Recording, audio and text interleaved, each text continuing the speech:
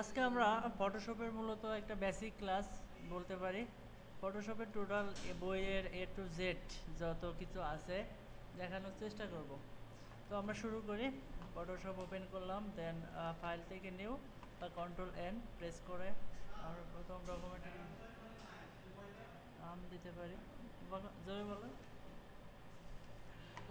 প্রথমে আমরা নাম দিই, ফাইলের নাম এটা হলো লাস্ট না ফার্স্ট, একটা নাম দিলাম। দেন এখানে প্রিসেট থেকে ডিফল্ট ফটোশপ সাইজ রাখলাম। এখানে হাইট ওয়েট এটা ইঞ্চিতে, পিক্সেলে, মিলিমিটার, সেন্টিমিটার সব কিছুতে দেওয়া যায়, তো আমরা ইঞ্চিতেই রাখলাম এবং রেজুলেশন 72। এখানে রেজুলেশন সম্পর্কে একটা কথা না বললে নয়, যেটা ডিফল্ট রেজুলেশন হলো 72। যে কোনো হাই রেজুলেশনের ক্যামেরাও যদি দেখি আমরা, সেখানে দেখবো 72 মিনিমাম, মানে সব জায়গায়, কিন্তু বেশি 300-এর বেশিও হতে পারে। কিন্তু আমার নর্মাল ডিফল্ট হলো 72, আর প্রিন্টারের ক্ষেত্রে আমরা তখন 300 ব্যবহার করব। এই হলো পার্থক্য, তাছাড়া কোনো সমস্যা না। এরপর আসতেছে কালার মোড। ফটোশপে আমরা কালার মোড দেখি 5টা, কিন্তু মূলত কাজ করি 2টা বা 3টা নিয়ে colour, CMYK RGB colour mode. তো আরজিবি কালার মোডই সেট থাকলো। বিট বিট হলো কম্পিউটার স্পিড। তো এখানে যে ইফেক্টগুলো আছে বা ফিল্টারগুলো আছে, সেই ফিল্টারগুলো ভালোভাবে কাজ করবে 16 বিটে। দেখা যাচ্ছে যে 32 বিটে আমার যে স্পিড হয় কম্পিউটারে, আমার নর্মাল সফটওয়্যারে সেই স্পিডটা মেনটেন করতে পারে না। সেক্ষেত্রে সব কালার বা সব ইফেক্ট নাও আসতে পারে। সেক্ষেত্রে আমরা 8 বা 16 বিটই ব্যবহার করব। ডিফল্ট যেটা আমি সেটাই রাখবো মোটামুটি কথা প্রথম অবস্থায়, 8 বিট। ওকে, থাক ব্যাকগ্রাউন্ড হোয়াইট। ওকে, জাস্ট আমরা ওকে করলাম, আমার একটা পেজ চলে আসলো। এটাকে আমি ম্যাক্সিমাইজ, মিনিমাইজ সব কিছুই করতে পারি, যেখানে খুশি সেখানে রাখতে পারি। ওকে, এটা হলো ফটোশপের একেবারে ওয়েলকাম স্ক্রিন। এখানে পরিচয় করানোর মতো যে বিষয়গুলো আছে সেটা হলো যে এটা হলো টাইটেল বার, তারপরে হলো মেনু বার, আর মেনুর ভিতরে যেটা থাকে সেটা হলো সাব মেনু, কন্ট্রোল বার, টুলস বার এটা। দেন এখানে আছে প্যাটার্ন মেনু এগুলা। এর ভিতরে প্রত্যেকটা এক একটা ইয়ে আছে। তো এই সবগুলোকে হাইড করেও রাখা যায়, আবার এখানে সব কিছু কাস্টমাইজ করা যায়। কাস্টমাইজ করার জন্য আমরা প্রথমে উইন্ডো থেকে ওয়ার্ক স্পেস, ডিফল্ট ওয়ার্ক স্পেসটা অ্যাকসেপ্ট করি। দেন আমরা এটাকে একটা কাজ করতে পারি যে আমার কাস্টমাইজ করে নিতে পারি আমার ইচ্ছা মতো। যেমন আমি এইগুলা চাই না, বা যেগুলো চাই শুধুমাত্র নেভিগেটর, হিস্ট্রি, এগুলো আমার দরকার নাই, আমি ডিলিট করে দিলাম। হিস্ট্রিটা থাকবে, হিস্ট্রিটাকে বাইরে রাখলাম। হিস্ট্রি লেয়ার কোথায় আছে? লেয়ার F7, লেয়ারের শর্টকাট লেয়ারটা রাখলাম। এখান থেকে 5টা রাখলাম। কালার, উইন্ডো থেকে কালার নিয়ে আসি, কালারটা রাখলাম। স্টাইলটা রাখলাম, ব্রাশটা রাখলাম। ওকে, এগুলো আর আমার দরকার নাই, তো আমরা এগুলোকে ডিলিট করে দিতে পারি। এগুলোকে ডিলিট করে আমার ইচ্ছা মতো এগুলো নিয়ে সাজাইতে পারি। ও ক্যারেক্টারটা থাক, লেখার জন্য ক্যারেক্টারটা ভালো। ওকে, এগুলো সব ডিলিট করে দিলাম।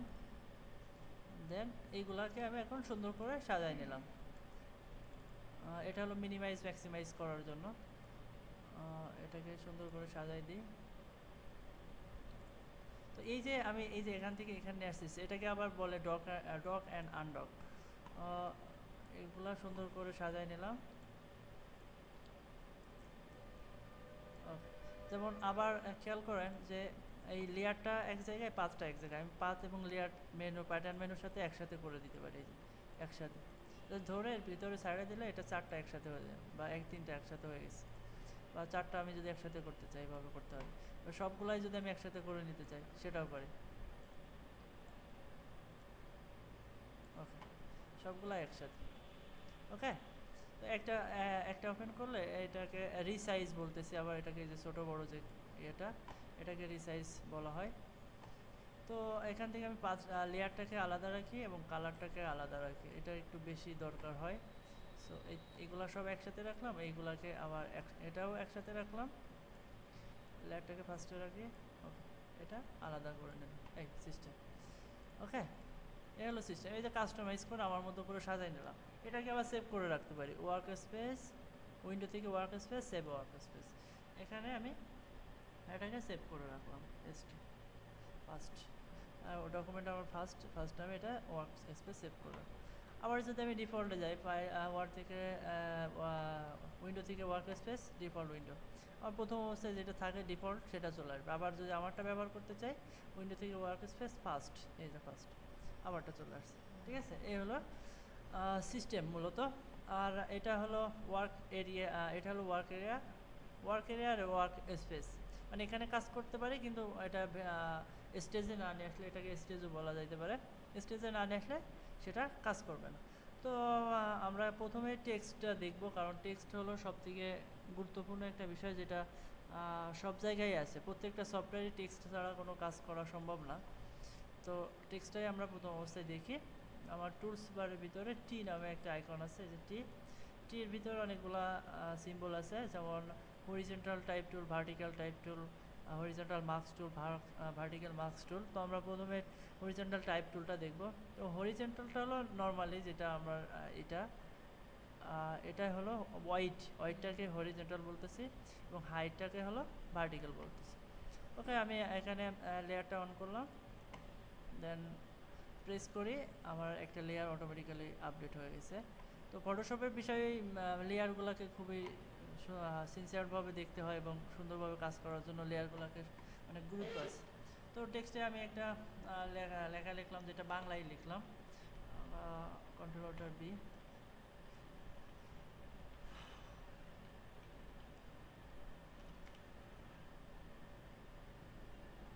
ও, ক্যাপস লক দেওয়া রয়েছে।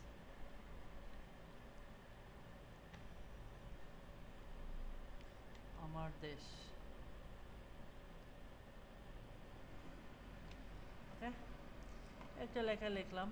দেন এটাকে আমরা অনেক স্টাইল করতে পারি। এটা হলো হরিজন্টাল লেখা। ভার্টিক্যালটা দেখি আমরা, ভার্টিক্যাল এটা হলো একেবারে লম্বালম্বি যেটা থাকবে।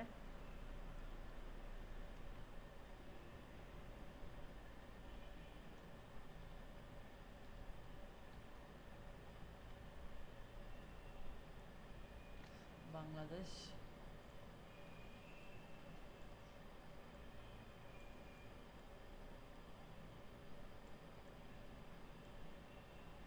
ছোট বড় করলে অবশ্যই কিবোর্ড থেকে এন্টার প্রেস করতে হবে, এখানে একটু ভুল হয়েছে।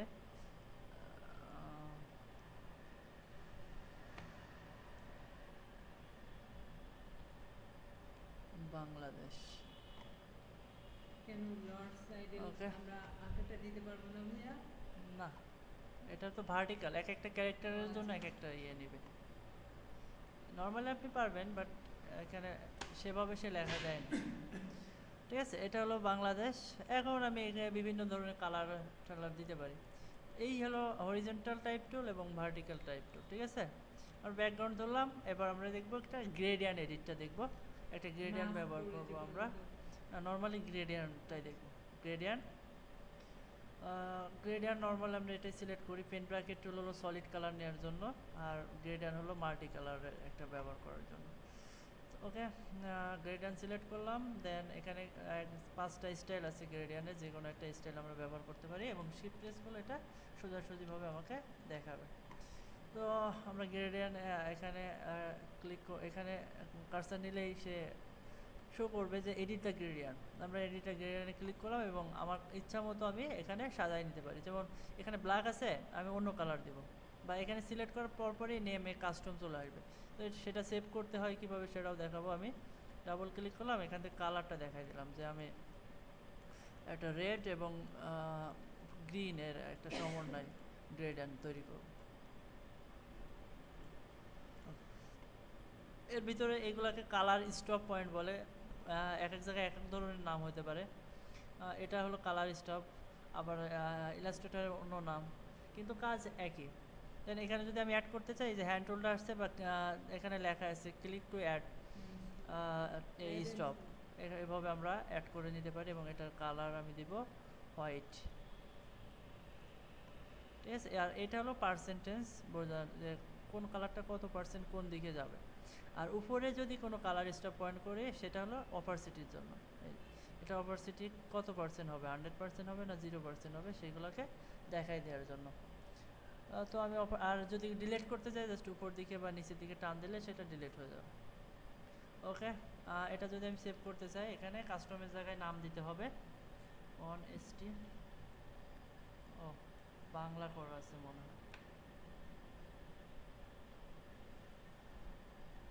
ST দেন নিউ ক্লিক করলে এখানে চলে আসবে, এই যে আসছে।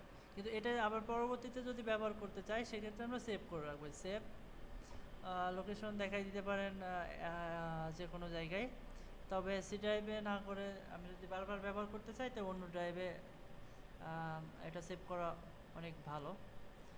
তো আমি ফার্স্ট নিয়ে কাজ করতেছি, যেহেতু সবগুলোকে আমি ফার্স্ট নাম দিচ্ছি। আমার ডকুমেন্টের নামই ফার্স্ট। হ্যাঁ, অন্য নামে সেভ করতে পারবো, কোনো ব্যাপার না। আমার ডকুমেন্টের নাম নেই ফার্স্ট, এই জন্য আমি সবগুলাই ফার্স্ট করছি। ওকে করলাম। দেন ওইটাই যদি আমি আবার ব্যবহার করতে চাই এটা সিলেক্ট করে ওকে, এর অপারসিটি কমানো আছে, এই যে এখান থেকে নর্মালি অপারসিটি কমানো যায়, এটা 100% করে দিলাম। এখন আমি এটা যে কোনো স্টাইল, এখানে 5টা স্টাইল আছে, যে কোনো স্টাইলে ব্যবহার করতে পারি। আসছে।